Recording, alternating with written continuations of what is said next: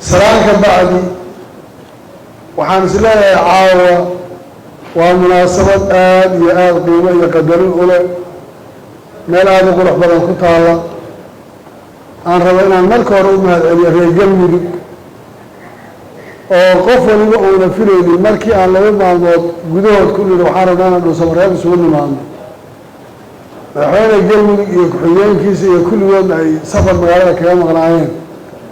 inay qaateen inay qaban karaan gobashaas oo shirkaa ay wati gelin karaan waxaan rabaa reer galmudug inaan kulligood u mahadceliyo madaxweyne golo wasiiro baarlamaan iyo shacabba sida isxilqaan kale ee ay ku jirto dadnimadii lagu yaqaano waayaan ka qasnayd ay dib ula soo noqdeen dadaalka ay muujiyeen iyo sida ay arrintaa u sameeyeen waxaan rabaa inaan aada iyo aada idinka mahadceliyo waxaa abaalmarin ah inay mar labaad iyo mar saddexaad dhaco dhuusamareeb 1 iyo 2 iyo 3 ogaada waa isxilqaanka faraha nooca lagiisa wayna ku dhismaan dowladaha iyo magaalooyinkuba midaana qaadowle waxaan ku talinayaa martida aad guryaha seexinaysaan intaad ka daysaan waynu isla qaanaa reer dhuusamareeb labaarinba hoteel ku dhisi kartaana hoteelo dhistoo dadka xoolaha kalaada intaa ka bacdi waxaan rabaa inaan u mahadceliyo madaxweynaha jamhuuriyadda federaalka soomaaliya oo isagu sabab u ah siday saaxiibaday sheegeen inuu shirkani noocan ugu qaybsamo difaacti dulqaad iyo hogaamin uu muujiyana ay ahayd in halkaan la isugu yimaado shirkaan uu ku qabsoono madaxweyne waxaan ku leeyahay aad baan mahadsantahay adiga ra-iisul wasaaraha iyo saaxiibada kale waxaa laga yaabaa dadku in badan markaan hadlayo aad bay usoo fiirinayaana waxay rabaan inaan wax kala sheegsheego waa xalal gacan geel jiray hoosa laga dhaqo hoos baan waxu dhaqnay marka waxaa leeyahay ma hagaagsantahay insha allah kaana sidaa loo dhaqo waayo haddii ta guud ay hagaagto waxaad ogaataa wax kastoo gaargaara meesha uu ka baxaya marka waxaan aada ugu faraxsanahay muddadii yar inay joognay sida hooseen u wada hadalay iyo guud ahaan xaaladda guud ee waddanka aragtida laga wada qaatay waxaa jira waqtiga aan maanta ku jirno warmurtiyeedka waxaa ku fillaa intii uu akriyey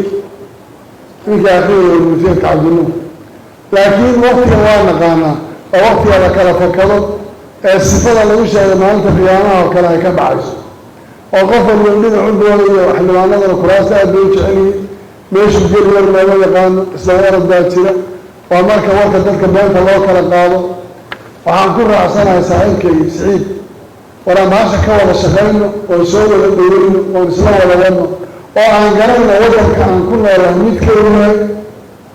sida uu ku badbaadi karo xaaladda uu ku jiro waxaa lagaga bixi karo waxay tahay inaan isla qaadana asar qof waliba ha qaato aragtida ah waddankaani waa kuma xaggeen u soconnaa maxaan ku badbaadi karaa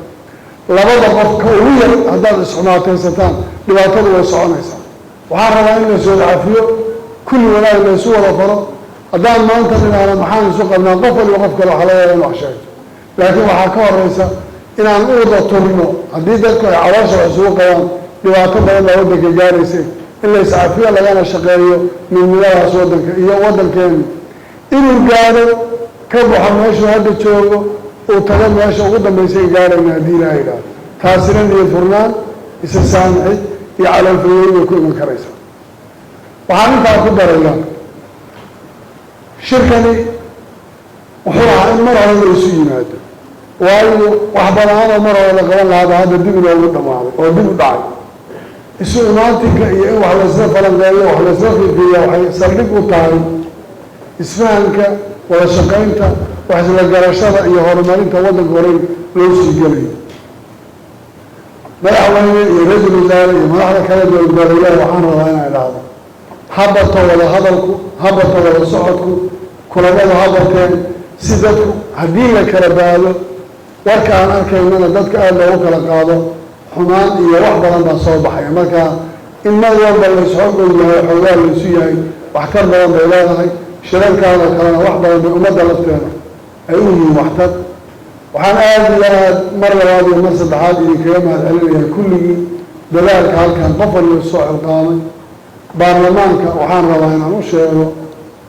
waxaad garataan waddanka aan joogno iyo mas-uuliyadda idin saaran iyo xaaladda jirta waxay ku fiican yahay waddankaani kugusan in la yidhaahdo meesha aan hadda ka bilownana waa meel fiicanna waan gaarsiin doonaa khayr badan baan idiin rajaynaya. Assalaamu calaykum waraxmatullahi wabarakaatu.